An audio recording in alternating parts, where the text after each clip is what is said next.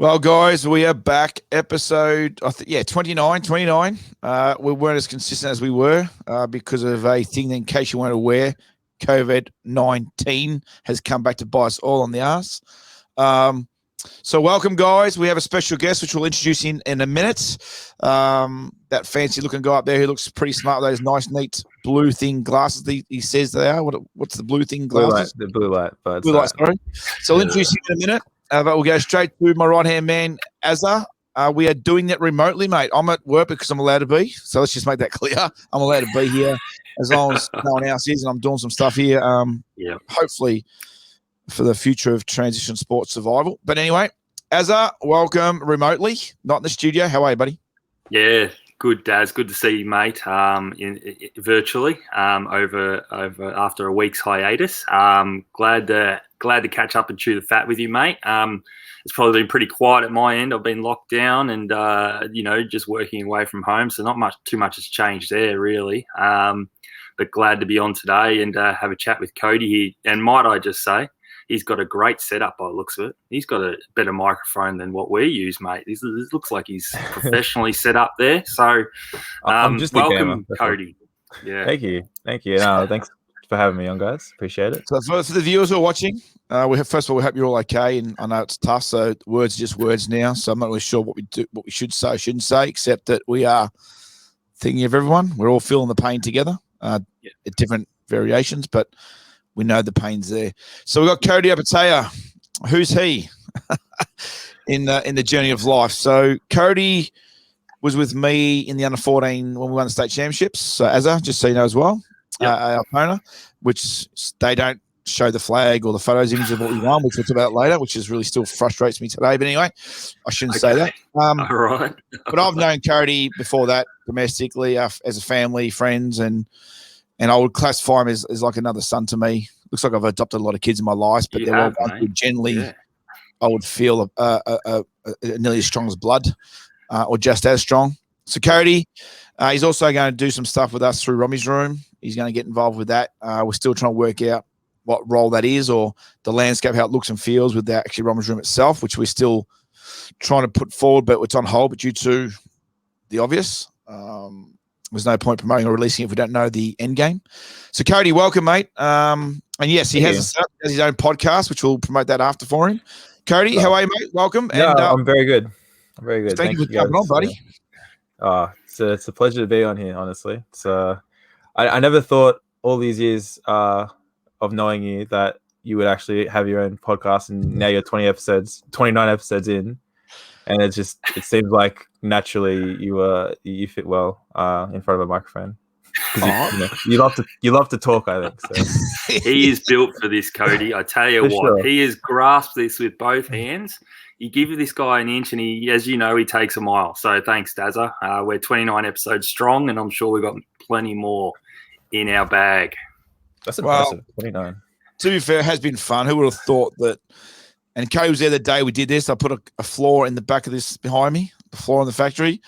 It started being a basketball court, and now it's just all these different things. And again, I just want to highlight Cody. Cody has seen every part of this growth and development from day one. And it's been amazing. So what is the topic of conversation? Obviously, there's the one highlight of all, which is we've been in pain again through COVID. I suppose we want this to be a negative podcast, but we are allowed to vent our thoughts at times. So basically, Azza, you're still working. Cody, you're more studying at the present time, and obviously with us, you hopefully will have something that can be created soon. So how are you finding going back to full lockdown from home, or has it not really affected you as much? I don't mean that wrong, in a different way. Yeah, I know what you mean, mate. Definitely, it has had an impact. I can't say it hasn't. Probably a little bit deflating in a sense that I probably got so used to life going back to what I would call some sort of functioning in a normal way. Being able to go into the office for work, being able to coach on the basketball court practices, games, whatnot, and not only from my perspective, but my family's perspective as well. The little man's he's jumped into basketball as well. So it's been a bit of pause on life that way. So it has had an impact. It's a bit deflating, but I think I was just having a conversation with the lovely missus about this. I mean, as frustrating as it is, the thing that ultimately pays consideration in it all is just people's safety, and those that are really susceptible to this disease is absolutely the first and foremost priority, and I get that. So I guess as frustrating as it is from a personal level, the wider, I guess, consideration of it all is, generally people's health out there in the community. I guess by all reports, this is a more transmissionable, I don't know, a more highly infectious sort of strain of the virus. So again, I could see why we're having to do this. Short-term pain for long-term gain, I guess. So I guess that's the way I see it. That's fair. Cody, how you feeling? How you traveling with it all? Look, I'm not gonna lie. I do feel like I've been preparing for lockdown my whole life. No. I see. Like, I think by nature, I'm an extroverted person. I love talking to people. I love meeting people, and lockdown sort of makes that really hard to do. So I think it's given me the opportunity to be a bit creative and find different ways to, reach out to people and spend time that that otherwise has been taken away from me due to lockdown and everything like that. Like, we've been through this before with last winter, so it's not really something that's like we've been through it before. I'm kind of familiar with how things go, so just trying to keep as busy as possible with trying to do lots of different things and maintain a schedule as well. Like, I'm studying online, so that in itself is a bit of a task, because for me personally, I learn a lot better in a classroom, because if I'm in a classroom, like, I'm here, I have to do the work. But if I'm doing my uni work on the same computer that I play games on and watch movies and all that, it's very, very difficult. So I've had to learn a couple of different tricks and things to keep motivated. Like, one thing that our uni told us to do, like, as a recommendation, was to dress up as if you were going to uni, and then come to work, come to like your workplace. Like, for me, it's my desk. I'm in my study, and then when I'm done, like, kind of go for a walk to simulate your transition. Yeah. And then, so, like, instead of just, I mean, I say that now, I'm in trackies and slippers, but the intention's there. Yeah, exactly. But yeah, it's all very familiar, and I think I'm pretty lucky with how I'm coping at the moment. So yeah, good job. That's a fair way to do things. I think, Daz, we touched on this going back now probably 12 months. We heard stories of people's experiences, and they were doing the same thing, getting dressed as if they're going to work, putting the shirt and slacks on and whatnot, and working from home, and then transitioning out from the end of the day as if they were leaving work, and doing that whole walk thing, and really separating their work and home life. I think that's a really good reminder, perhaps. Yeah, like Jay said, I knew someone who actually put his actual full attire upstairs to the office, but when he got dressed, went downstairs, he's home now. Yeah. And the way the house was set up, upstairs office, obviously bed to go to sleep, but downstairs was a living space. So the transformation that's how he adapted. And look, anyone who could think of ideas like that, I think it's fantastic. Yeah. It's. I think that's a good way to be. I think that's a good way to be, just to help the mind refresh and stay on, I guess, an edge where you are able to treat different parts of your life separate, rather than just having them all blur into one for your own mental health. I think that's a really good point to perhaps just bring up again. Yeah. And the sad thing is, though, like, I'd love to talk more about the mental health side, but I don't know what to say anymore, to be fair. Like, because you try and give people hope and be brave and have courage to fight through and stay strong, and it's just not real at the present time, because we've been through it before. Same this time last year is when it happened, which is weird. Roughly the same time. Yes. And we went into a 1 week, 2 week, 4 week lockdown, and we're locked down for how many months? Yeah, it was a long time, wasn't it? It does feel like a bit of deja vu in that sense, and hopefully it's not that case. We've hopefully learned some lessons. But hopefully we think that. Hopefully we think next week's going to be okay. But then we thought that today we're supposed to open tonight at 11:59, and then that's just the thing. What do you say? What do you do? How do you maintain that? You know, I want to be inspirational, but it's just hard to feel like you feel like you're giving the wrong information, or not that you're lying to people, but you're trying to give them false hope. I start not to do anymore. A bit lost. So this is my image of how I feel. Oh, you're right. Yep. That person's got more hair than you, though, mate. But yeah, I get you. Well, I'm even got a little bit of growth here because I got a shaving back. That's your lockdown beard coming along. Yeah. So, hey guys, I got something I want you to look out for me in just not change of direction, but I want you to have a bit of a view on something. I'm going to show you something, guys, and tell me what you think, because again, I'm always trying to find ways of finding imagery to suit thoughts and where we can take it, and a lot of things I'm doing behind the scenes. Yep. But I found these, and I've already used one of the concepts in one of my projects before, but then I've used another one the other day on a post. Have a look at these and have a look at them, and then if you want, can we discuss them? Is that all right?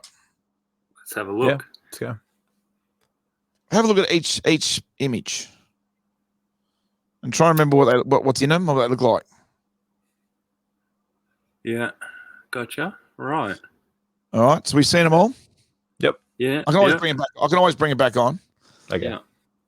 That's okay. What do you think I look for those? What do you think I'm looking at those type of imagery right now? What do you think? I don't know if it's a positive or negative, but you know where you look at how you're feeling. People don't know how to explain it. Sometimes hard to put into words, and sometimes the words it gets confusing because the actual words, how you feel, don't really replicate the feeling. I reckon those images are virtually spot on for different thoughts of what people will be going through. Yeah, they're great ways to show different emotions, because I mean, emotions themselves are so complex and even subjective. So yeah, those, like, having images is a perfect way to sort of share and express, especially in a time like this, what sort of emotions you might be feeling. Because there's days when, obviously you're gonna have days that are tougher than others, but you don't necessarily have the words, or like if someone asks you how you're doing, it would take a lot more time to like pop up one of these pictures and be like, okay, this one, I feel like this today. Yeah. Yep. But because I think if you sort of knew that, I think it'd be a lot easier to get a scope and say, well, I'm picture, I don't know, the one above the frustrated kid, the blue drop, right? You know, okay.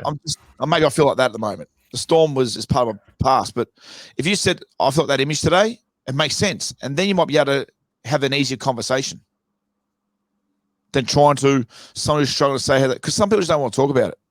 Because I'm being very careful right now when I know people have reached out to me. I could easily get caught up in the conversation of COVID-19, but it's not going to be a positive conversation. Yeah. It's going to be me getting more frustrated and angry about how I feel, and then the less logical. No, sorry, it's going to make logical sense. I'm going to think too far into it and then get more upset and frustrated, and then just say, you know what, I just don't want to talk anymore. But if you asked me how I felt and I showed you an image, I think that'd be easier at this present time to learn how to take that conversation. What are your thoughts on that? Yeah, absolutely. Great way to springboard the conversation rather than just try and find the words, because often, like you said, people struggle to find the words. The images are quite powerful as well, and I think that helps get a lot of people's deeper emotions out, rather than I could probably talk from my own experience. If someone asks me how I'm feeling, my general response will be good or very good or okay, thanks, rather than going into that deep sort of reflective mode of truly expressing how I'm feeling. So I think that's probably a fair point, Daz, around those images. I don't know what you think, Cody. No, I definitely agree. I think, like I was saying before, it's sometimes really hard to find the words to express emotions, and in such an unnatural, I say unnatural, but this is the second time we've gone into lockdown. Well, I mean, definitely not the first. So it's like, it's really hard to adjust to these unnatural situations and scenarios, because, like, we've never really gone through anything like this before. So emotions are always going to be different with all different types of people. People are going to be okay with it. Some people are going to struggle more than others, and so using images is actually a really good way to express those emotions. Spot on, Daz. Yeah, it's a good find, Daz. I think it's a good point that you raised with that. And I don't know why. I mean, I know why. I've got more inside me. I just don't want to say too much, because the more I talk about certain things, I might get more frustrated, or I might start not having a political view. But I'm being very, very careful of my view. Yeah. Am I this way? I'm not necessarily promoting, or that way. I don't know. I'm a bit confused, but I do have my view. I tend to hold some of these views to myself. Yeah, I think, Daz, you and I had a phone conversation, I think it was yesterday, around some of our views around what's happening and stuff like that. And we can both categorically say we can see both sides, can't we? To both sides of the line to what's happening out there, and some of the decisions that have, taken place over the last week or so. And I mean, it doesn't say anywhere's right or wrong completely. You can just see both sides to it, because people have different views and opinions and different thoughts around, and probably different factors and motivation around why they see things from a particular point of view right now, because a lot of lives are being impacted in different ways. So I think that's just something we just got to be considerate of, as much as we are probably personally frustrated. Spot on. And I probably would like to talk more about what we spoke about yesterday, but I think I want to be mindful on where I could lead and what the message could come across, because not that we see anything wrong, but we live in a world. I'll start a little bit of it. The word shit that we're followers. Are we going to be sued after this? I just want to we haven't been sued yet. We thought we'd been close a couple of times, haven't we? Well, you have to pay the bill, mate, because people getting fined don't pay the fine anyway. So we'll just get the fine, won't pay it, let no one else pay. So it's pretty common sense. It'll be worth it. Don't worry. It'll be worth it. I'm mindful that I understand people are frustrated. I'm frustrated. I'm hemorrhaging, mate. Personally, I'm hemorrhaging. Transgender sports may not survive. That's facts. There's no like sugarcoating this anymore. Yes, we want to try and stand strong. We want to be brave and say we'll get through this. Yeah, we'll fight. I'm not going to not fight it.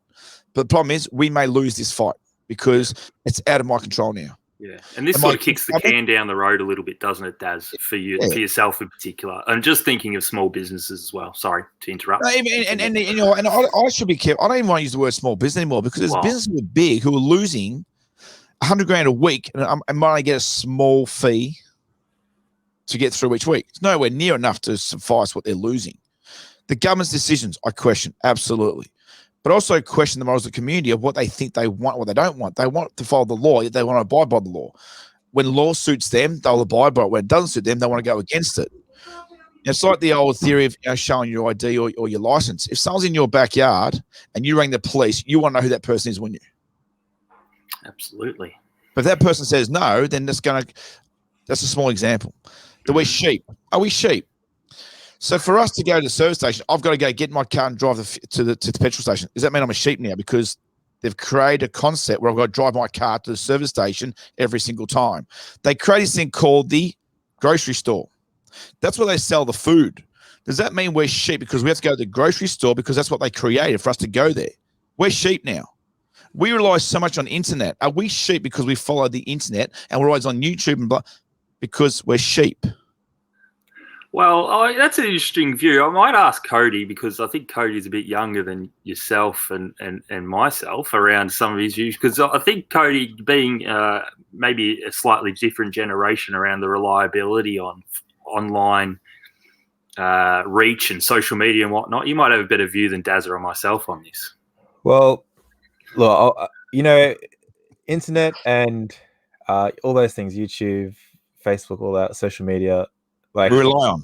I'm consuming all of it. Just give it all to me, all right? Call me a sheep, all right? Because I'm all about it. No, I think a common misconception, at least with I think it's gone a bit over the years, but with the older generations or like Dazza. Not yeah, like I wasn't gonna say it, but no, mate, I'll say it for you. It's okay. But I think no. In all fairness, though, Daz, you've done a great job creating an online presence and really using social media to benefit your business and use it in a positive way. But I think a lot of different opinions on internet, social media can be really taken the wrong way. For me personally, I think the internet is a great thing, and I think it gives, especially in lockdown. Like I've used. If it wasn't for the internet, I wouldn't have.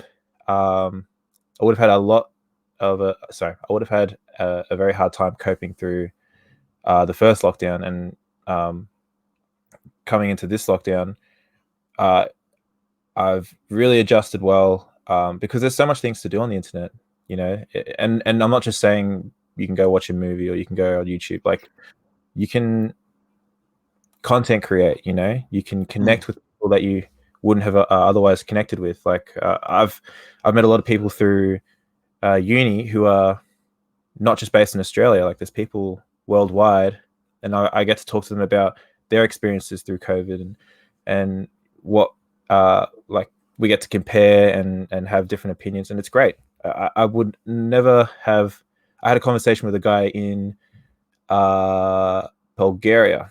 Now, I have no plans on going to that country probably in my whole life. I'm not the traveling type, but if it wasn't for the internet, I would never have had that interaction and met that person.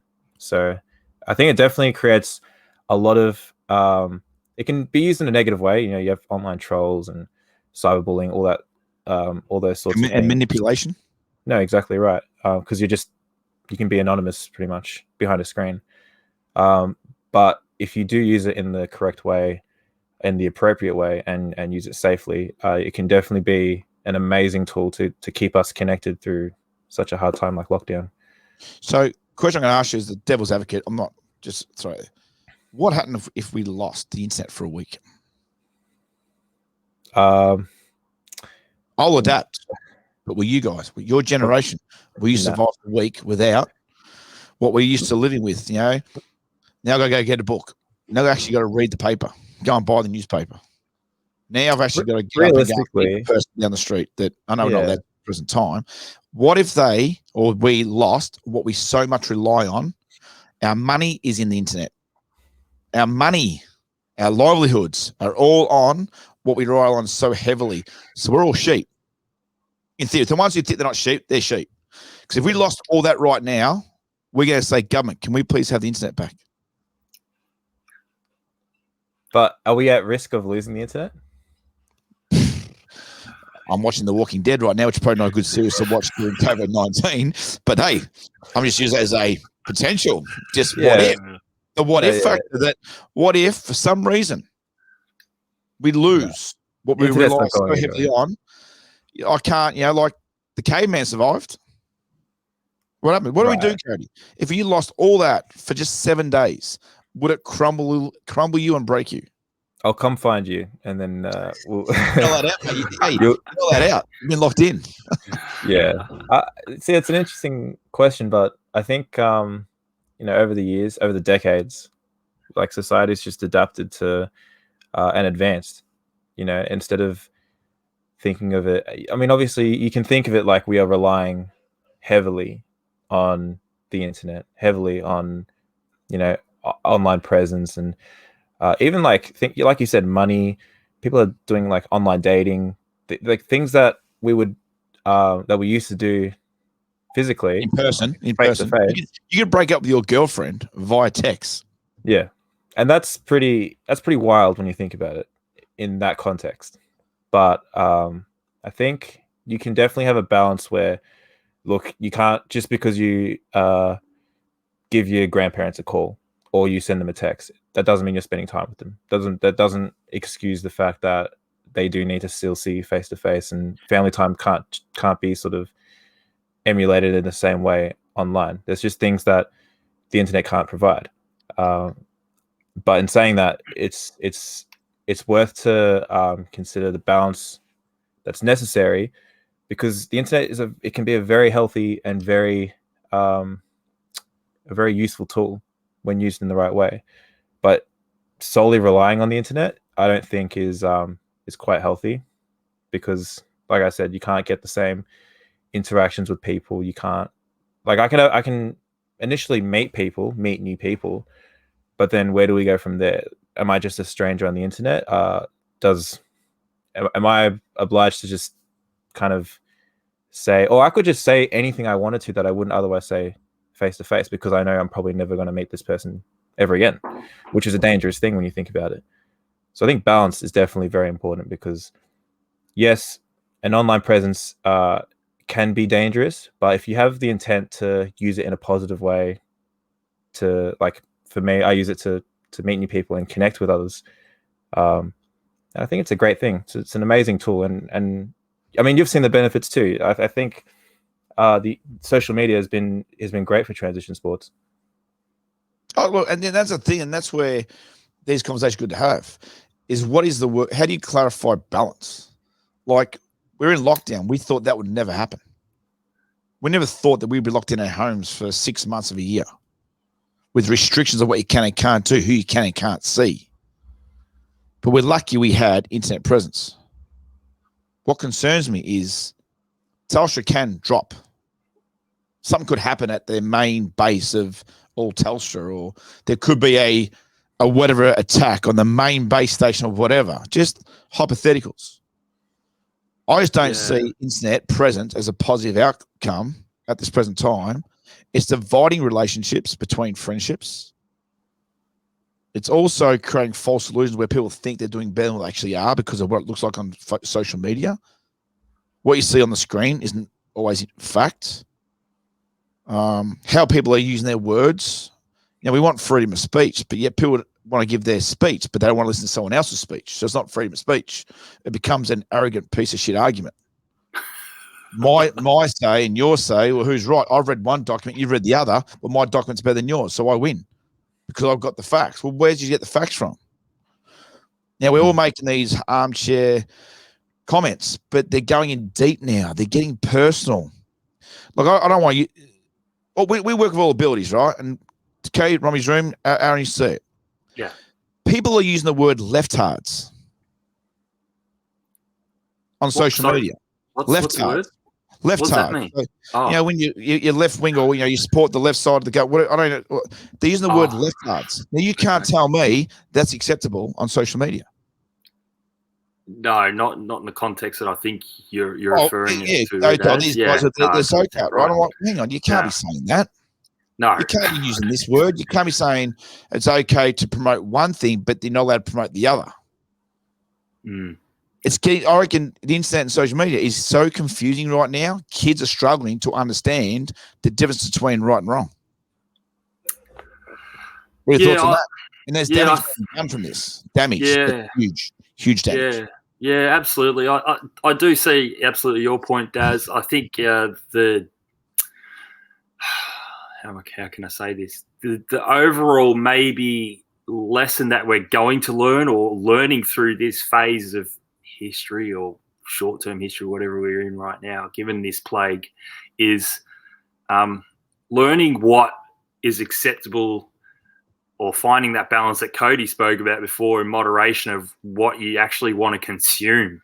I think that's such an important lesson that it's going to take a long time to find and understand than others. Again, it's an evolutionary sort of phase, isn't it, in terms of what we're willing to consume and understand, or rewire the way in which we think about and see things. I could see your argument, and I could see what Cody is saying as well around that. It's it affects a heap more people than others. I would go as far to say more the younger generation, probably because they're more impressionable, and the level of maturity around how they see the world and the experiences around they've had living in the actual real world is different to perhaps yours, Daz, myself, and Cody's.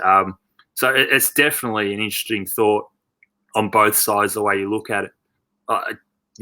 That's the only way I could sort of try and rationalize it. I don't know if you have this sort of view, Cody. Going back to what you said, Daz, about you can pretty much be who you want on the internet, because you can create sort of an image with perfect version of yourself without doing much, posting a few pictures or whatever. I've seen firsthand in the younger generation, like so kids that are at school right now, probably like year 7s to 8s, or year 7 in this particular situation. So people that are meeting each other for the first time because, you know, new high school. How I did it back in my day, like in my day, like 8 years ago, like not that long. You know, I would rock up to the schoolyard, and then obviously I was a basketball player, so I'm like, all right, I've got to find who likes basketball. So I'm scouting around and trying to meet people. That's how I made friends, finding things in common. Yeah. The really it's really it hurts to see what some people are doing nowadays. They actually look at each other, so they'll get a list of people in their year level, and they'll just look them up on Facebook, on Instagram, and make a judgment on them based on not even the content that they're actually putting out, but just based on how many friends you have on Facebook. Oh, you don't have more than 1,000 friends. Wow, this guy must be lame. And then already you have a perception. They create perceptions without even going up to them and saying hi, and without actually meeting them face to face. And like you were saying, Daz, using social media in that sort of way is horrible. And then you put all that negative use on top of what we're going through right now, especially kids that are having to go through online learning. It's definitely, it can be a recipe for disaster, and I think it does need to be taken very, very seriously. I just wonder whether you take the word likes out. It doesn't matter how many people like your posts. Just put it up there, people read, great. It means you've got your content out. Like, did you see the one me and Tegan? Did you see it? Did you see it? Tegan got love learning. Hey, the other thing about, just say that, guys, got on Facebook 2 days ago. I uploaded a video of me dominating my daughter in shooting contests as less in life. It's okay to dream, but sometimes it's just a dream, mate. You can't beat the king. That's just a fact of learning of life for her, right? So there's a bit of a lesson out of that, but we got good traction, but it was in jest and fun. Does that make sense? Now I can put up something meaningful on and get nothing. It doesn't really matter. You do it for a reason. You're putting up that because you want to have a meaningful. Some people can do it that way, but some people are judging. I'll put up the same content. Cody got 100 likes. I got 1. I have no friends. What does that mean? You know, it's given me. That's why I'm getting concerned that while we're so locked in and we rely so much on internet, like Cody said, it's a wealth of knowledge out there. It's amazing what you can access. You punch in something, it gives you all these different. If you went to the library, it'll take you now to find all the information, because that's about 40,000 books you'd have to read. It's just to tap into one word, and you got all the links, and I love it. It's great if it's used for the right reasons. Yeah. But I just think that right now people don't realize there's a lot of bullying and concerns on what you're wording and what you're saying and how it's been interpreted is why a lot of the mental health is amplified to the degree it's at, because mental health's always been there. But it's amplified now because I'm comparing. Well, I don't feel the way they feel. So I'll do a post that's happy. Cody doesn't want to say it. So Cody goes, well, I wish I was like Darren today. But maybe I'm trying to be happy by getting other people to be happy. Does that make sense? Yeah, that makes sense. Oh, no, I do that I think I do that very well. When I'm down and out, I want to put up the content that makes me feel good if I'm helping someone else. I don't care about how many brand points I get. If I'm helping someone, it gives me the fuel and juices to say, well, you know what? I'm having a bad day, but that makes me want to continue to get through the day. Does that make sense? Absolutely. Having that sense of gratitude and being thankful for what you've got in your life and reaching out to those that probably in a little bit tough spot always helps. So maybe message for me, and I could be right or wrong, for all the ones who are struggling, use the social media for the intentions that it was actually created for. If you're trying to find something you're going to find what you need is probably not going to be on there, because you're going to compare, and just know what you're using it for. And most of it should be just for research. Or if you enjoy something, look for something funny, great, look for it. Or if you upload something just to give a smile on someone's face, do it. But do it for the purpose it was designed for. Hey, can we change the conversation? Yeah, I was going to change the conversation. You go first, Daz. Cody Opataya in under 14s, Aaron, was talked about being the best player in Australia. True story. Wow. That's big raps for someone who's 13 years old at the time, I'd say. 13 years old? Does that sound right? Yeah, about 13. I don't know about that. I'll be honest. What do you mean about 13? You're either 13 or you're not. You can't be about 13. You're 13. I was 13. I was 13. Now, I don't know. I'll be honest. All right, you're the only person I hear you say that. Like, you're the only person I hear you say that statement. I was the best basketball player. No, because when I say the old days, there used to be like a forum that was, especially when we would play the classics or the Adelaide tournament and nationals and all that stuff. There was a lot of conversation, and your name come up a lot from all different states. Cody, we've heard about this kid number 15 from Altona. He's supposed to be the best going around, and within the state programs and amongst the VJBL, you were discussed. It wasn't me making it up. I would never ever say things that wouldn't exist in that respect, Code, because it would be disrespect to you, and it would create an illusion doesn't exist. He was one of the best players. He was one of the best players in the state for Victoria, with the strongest basketball league in Australia. Now the rest of Australia is getting better balance, but Australia was a dominant state. But he was. So what are your thoughts on that? Is that this kid was one of the best, but probably didn't take the path that you'd presume a kid like that would take? Trying very hard to not get a big head. Now, it was a very long time ago, but I don't know. Just my thoughts on it.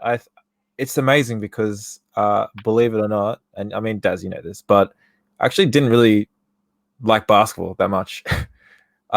And I think it just naturally became like second nature to me, being able to play at a higher level. And I don't know, I didn't really I never went home and chucked on the NBA, or I never went home and I never even followed the NBA. As soon as I come home from training, or as soon as I come home from a game, I'm just doing the least basketball related activities there are. Like, I play a lot of video games. I hung out with friends. Like, I didn't really care that much. And I think that's probably what held me responsible for not taking it to the next level as I got older. I didn't take it seriously. I didn't train as hard as I probably should have if I wanted to pursue basketball as a legitimate career. But as a 13-year-old, I think I was just enjoying playing sport with my friends. It was a group of guys that we had in the team, and the coach was okay. I was just having fun, and I think it's nice to know that I was good at what I did at that age. But when I look back at playing basketball as a 13-year-old, I just have really good memories with my team, and that's that. Yeah. Ayaza, he was that serious, right, about basketball. He decided to have 2 hot dogs, 15 or 20 minutes for a game at Classics. Classics is a big thing, right? Yeah. Now, go. I'll have 2 hot dogs. 10 minutes in, Dazza, I don't feel well. No shit, mate. Those 2 hot dogs might be having. So we didn't play him for the rest of the game. We lost Josh Kane for something else, which that's another story. So these guys, it's just like, we're an amazing group, but they just enjoyed the people they had with them. It wasn't about the sport. Yeah. I want to start a conversation, and you take over now, is Cody said something he didn't care. Maybe it's not that he didn't care. He didn't overthink basketball. Yeah. Maybe he didn't put so much emphasis on basketball that put so much pressure on his shoulders, even though he was getting pressure from everywhere else, because everyone wanted to be the next generation player. Is maybe he just thought, you know what, basketball, when I'm in the basketball, I'm in the basketball, but when I'm not in it, I'll do other things. Maybe he had the balance. Maybe not the word I didn't care is the right word, Cody. Maybe you just had a good balance. That's just What do you think, Gaz? That's my initial observation here, and what Cody just said now is definitely having that balance and that different outlet when he wasn't on the basketball court in particular. And that's probably a bit of a common theme that started to emerge amongst some really highly rated, talented young players across the country and around the world, is that they have this unbelievable ability to switch off from the game, and they've got other interests that keep them ticking over. and I think as well, probably a lot of the talent that transitioned from a junior to senior basketball and are able to reach that upper echelon of competition again, have either usually quite commonly now starting to become late developers. And they've never really taken the game too seriously until they were probably 17, 18 in that respect, because they had this great ability to balance their life. And basketball wasn't all so consuming from such a young age. And it's probably helped their mindset and their ability to mature through that transition and actually make something of it. I think that's probably something that's a really key emergence right now and understanding amongst athletes. That's my observation. I definitely think there is something in that. Well, how I explain this is there's a lot of kids like Cody that could play the game of basketball, but no longer playing the game of basketball. Yeah. When we look at the generation Cody was in, there's a lot of kids now coming through the NBL and a lot of kids they play against, but there's also a lot of players who aren't playing. Yeah. It's a small set through that are continued to go through. Yeah. I just wonder whether that the environment of the sport took away the enjoyment of what they were trying to enjoy. Like Cody says, he really didn't like basketball that much. Mate, I don't like it.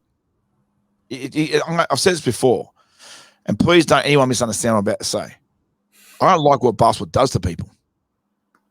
I don't think the sport. I don't study it. I don't dream it. I don't think it's my world. But I'm in the world of basketball. I like what I get out of it through team concepts. What we, Cody and Tangy and JB, or what we all did together, and then that was on to the boys and the girls of coaching. What you get out of that it's amazing. I'm just using a sport, and it's basketball that's been chosen, but it's not as if I love the game or I embrace it, because I just don't think it does a lot of good things for kids. I just don't think there's a balance or a hierarchy above that ensures that we're creating the right environment with the right amount of demand, with the right balance for them to continue to enjoy the game that's supposed to love. I don't know if that made sense, to be fair. I think I just went gibberish. So, does that make sense or not, what I was trying to say? No, yeah, I think there's definitely a lot of politics involved with basketball, especially representative teams and even state as well. Because there is a selection process, you get a lot of angry parents who will value their kids based on. I mean, I'm probably being a bit harsh for saying that, but no, you're not. It's a fact, mate. It's out there. Someone has to say it, right? Unfortunately, it's becoming a bigger impact on the sport now. So let's talk politics. Can you tell me how this feels as a player, please? And I really want to, and I don't care if this has an impact on whoever. Altona Gays, we won the first state championship at that club and the first team to go nationals. They still don't hang the flag or show any history that existed because we're involved. How do you feel, Cody, as a player or a junior, if you walked into the Altona State now with your future kid or your wife and family, whatever, and said that we won that flag that existed compared to that it's not there, we won it here, but there's no proof of it. How do you feel about that? Okay. I have two... See, I have my personal opinion on this, okay? For me, Cody. Okay. I don't care. I really couldn't care less if our team photo is hanged up on the wall. That's me personally, because for me, like I said, basketball wasn't a priority. And for me, the enjoyment that came from basketball was all the memories that I got to make with all the different people I got to play with and against. And those memories that I have, I'll cherish for the rest of my life. I've made friendships that are going to last me a lifetime. So, including our relationship does. That's just one of many. So, I don't need, a flag in a trophy cabinet, or I don't need our picture in a stadium because I've got more. That's me personally speaking as Cody. From a player's perspective, if I'm thinking about the generic view, all the games. Well, I mean, it is my view, but yeah, thinking about all the time we put in, all the trainings, the games that we played, the ups, the downs, downs for sure. It becomes a little bit frustrating because it's almost as if there's no appreciation for all those spent hours in the gym, and all those emotional downs that we had to endure and thrive from and grow from, to essentially ending up being successful and winning the games that we did and going to nationals. And so not getting that appreciation, it is a bit frustrating. But then that's just me. That's just my basketball player's perspective. Me as Cody, I really couldn't care less. Like there's just so much more I got out of playing basketball. Yeah, and the way that's awesome. It's great. And that's probably why I'm raising Percy, because I think it's not just a flag. To win a state championship, Victoria, it's a pretty impressive thing, especially when you guys aren't the favourites and you're the underdogs and you're all local talent. You're from homegrown. It was built upon a group of kids. But to put a club that you bled for, you warned for, that's the idea why you play for a club, represent a club. Going back to the politics now, this is why we've lost that playing for a club, or that play for the jersey. I don't think they play for the jersey anymore. They play for each other. But is it for the jersey anymore? Is it for the club? Because the respect's got to be there. Whether Cody wants in there or not, at the end of the day, the overall view should be, if you win something so ultimate and high as that reward, it should be promoted and shown for the future players coming through the ranks. This is what we strive for. This is what we play for. This is what we represent. This is what we stand for. But that just shows a stand that you shouldn't accept. That if that's what a club's player do, don't remember what those kids did and how they went about it, highs and lows. It wasn't as it was. We got to the very last grading game to get into VC. And you weren't meant to be there. Yeah, you tell me the team that got to the last grading game just to get there and then do what they did, and then nationals. You can question why we didn't make the top 12. Well, simple. We had one bad game. We lost by a point. Sorry, we lost by 4 points. If we had lost by 2, we're in the top 12. It was points margin, which we learned a lot about that. And and some teams had a certain pool of player teams and stuck at the draw. It's fine. But we earned VC because we played everyone twice, and it was a proper, not a pool of anyone, and it was hard yards. But I think that should be highlighted. Yeah, I agree. I do agree that something like that, an achievement like that, I don't disagree with that at all. I think for any team or any performance that deserves praise and recognition, it definitely should be there. So, like I said before, it's frustrating to know that our photo isn't up in the stadium. Or the flag itself. It's the flag. It doesn't be the photo, but the flag. Yeah, there's just no history of it. No history. Yeah. There's history of everything else, bar that. There's no history of it. I just think that's political. And that's why I hate basketball. That's fact. Yeah. Because that's just one story I could tell you of many. And that's what basketball does. It's political. It's agenda-driven. I just wish, and I think that's there. There are some clubs who are trying to create the culture, the environment, the history. And there's a club that I like that does that. They've got a history, but there's a long way to go yet before we start ticking all the boxes. Sorry, Cody. No, sorry. Just quickly, I just wanted to call you out for something real quick. Where is our photo? Because I swear the last time I saw it was actually in the front foyer of Transition Sports, and I can tell you for sure the last time I was there, it was not anywhere to be seen. Yeah, to be fair, it's it's strange because we had a I don't know. I've got to find it, but again, poor form. I've also been very careful not to promote, because I've coached a lot of teams. I always want to be very careful. It's like sponsoring kids. I can't sponsor one without sponsoring the others through TS because we train them all.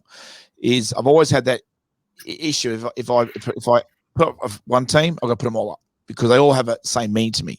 Yeah, some have achieved more than others, but I'm very cautious on how much I put up. That if another team walks in, well, where's my photo? It becomes am I generally not caring as much as I did the other? So I try and treat them all evenly. So that's probably one of the reasons why it's not. But where it is, Kaz will have it. But that's why I don't promote all the teams I've coached, because I try and keep it as a level playing field. To be fair, that's why I do that. Does that make sense? And that wasn't easy out. That's genuine. No, I respect that. I think that's a really good. It's something that you could probably overthink that and just be like, oh no, this is just a memory. I'll put it up, but it definitely can affect other people, especially because you've coached so many different teams. Well, I'll give you another example. I've got a tattoo of a guy who's died, right? I wouldn't tattoo every person I knew who died because that means I'd have no skin left. There's a reason why that tattoo's on my arm. That's it. If I did it for every single person, it'd become it just deletes the reasons why you're doing it. It's, if you don't do it if you do it for one, you got to do it for all. So you got to be very careful. That's why I like to think I have a very good balance here with TS, who I represent, who I sponsor, who I don't, who I look up. That's why I don't sponsor anyone, to be fair. And I do get asked, can you sponsor me? Can you promote me? Well, if I promote you, you've got to promote them. So I try and keep those. Is that fair? Fair, no. Yeah. Respect, yeah. Sounds fair, Daz. That's another reason why we don't promote a lot of kids on our Facebook page. The kids are making it, because if I promote one, I should be promoting a kid who's gone from the fourth side to the second side. I should be saying, well, that's great achievement. I'm very careful on how we promote achievements through our social media, so everyone feels they're part of it. Just because you made the state team doesn't mean you're better than the person who just made their first rep team, or they've gone from the 10th side to the fourth side. And that's why everyone says to me, you should promote more about the kids you work with. Mate, we work with a lot of kids. A lot of talented kids we put through the systems. We just don't promote it. That's why. Does that make sense? Yeah, that's fair. Yeah. So Azza. Yeah, mate. You've been at the sign probably because me and Cody took No, I've been. What are your thoughts on with Cody and with where he's at and all the things we've spoken about, and what do you think about the politics and why we lose interest, and I don't know. Politics, unfortunately, is playing a big part in the game. I do think with something like that, which is such an achievement, sets a bit of soul about a place, and it's a shame that a bit of the soul, I would say, appears to be missing there, because I think that's a great foundation which you can build a culture and a club on. That's probably what I'll say about that. But unfortunately, yeah, it's quite a widespread thing at the moment, where I think competition just appears to be so fierce. We've lost sight of what the general game is meant to be about.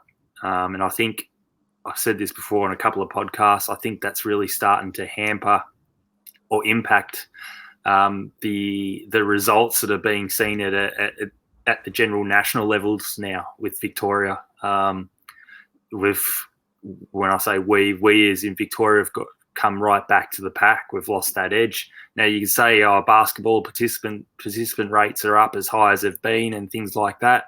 And yes, that's great. But if that is the case and the competition is meant to be so fierce and great, why are we slipping back to the general pack at a national level? So clearly something's amiss, something's not right. And clearly it's a political thing at the moment. That's the core of it. That's what I'll just add, I guess, from what I've seen, being at a few different clubs and across the sport for many years now. Mate, I'd bleed for a club that bled for their members. I'd bleed for it. I'd give unfortunately, I think that's gone. I think those sorts of things just don't exist.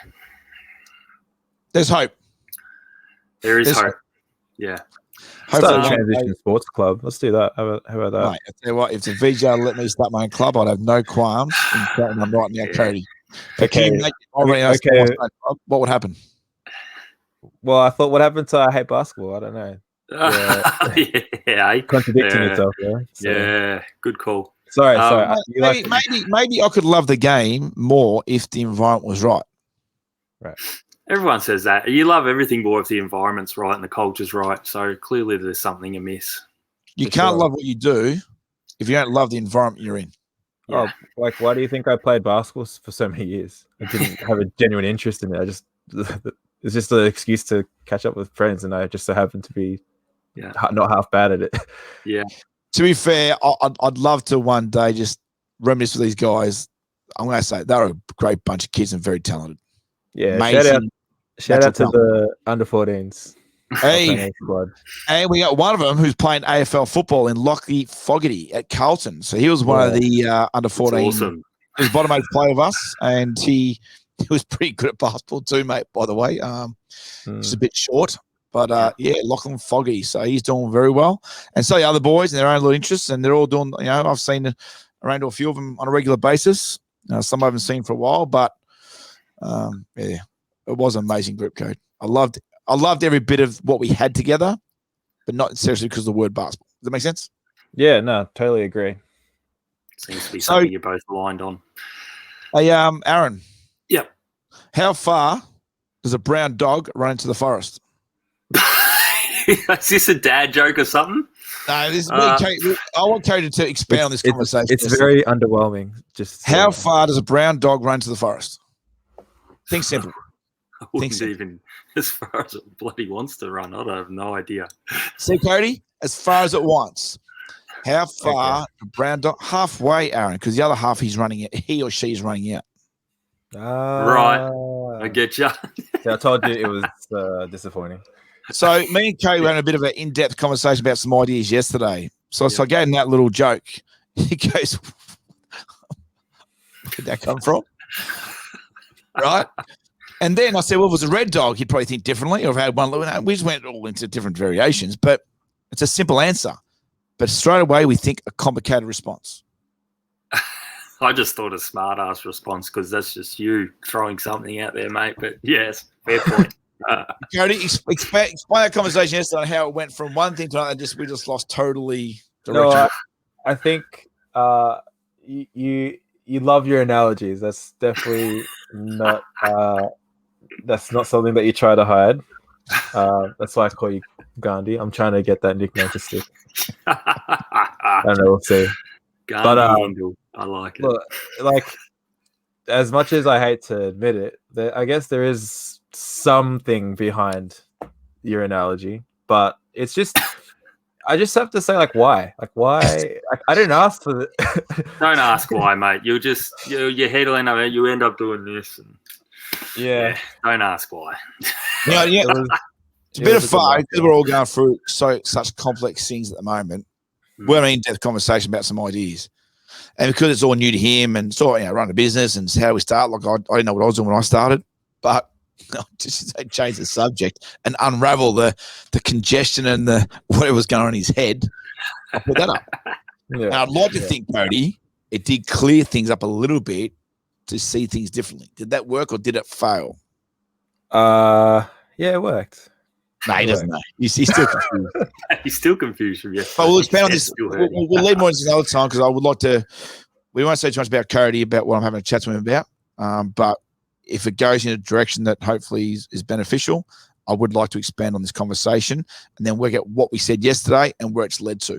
And as that's like when you and me have conversations, when we go from one thing to another, and we're all just how we try and capture thoughts, find a direction, and navigate our way to that direction. There's going to be obstacles, but I would like to go through this process because it can be used right now in what we're all going through. Is how do we, find our ways to capture what we're feeling?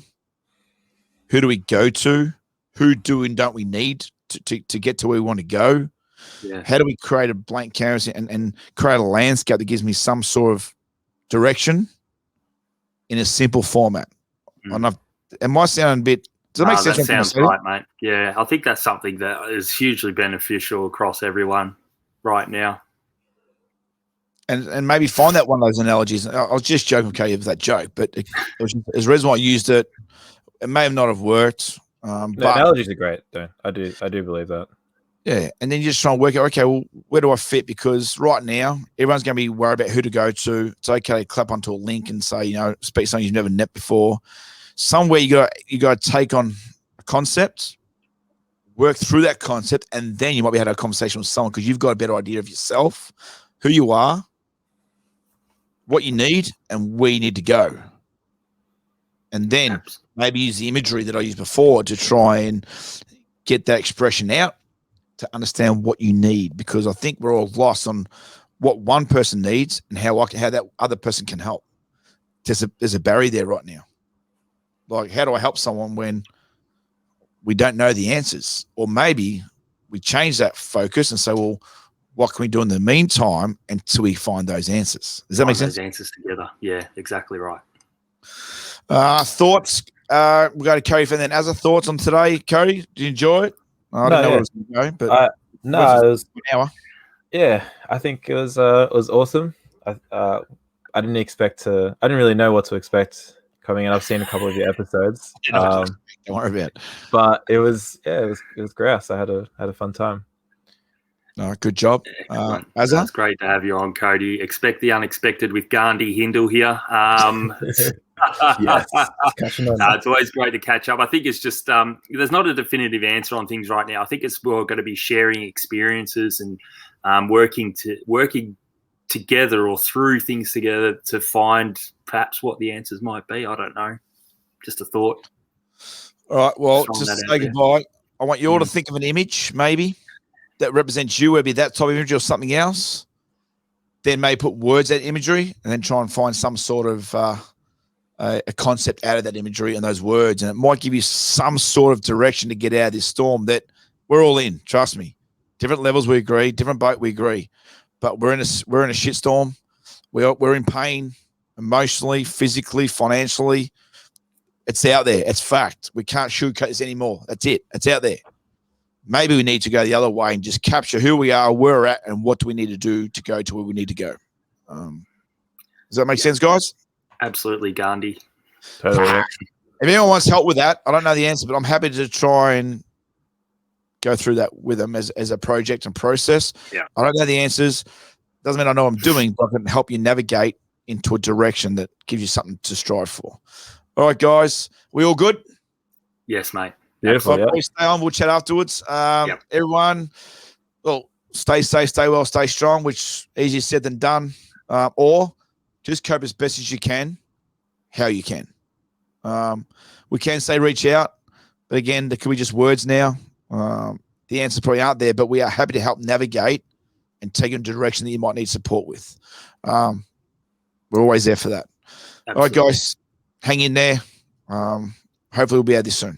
Much love to all. Bye. See you guys. See you guys.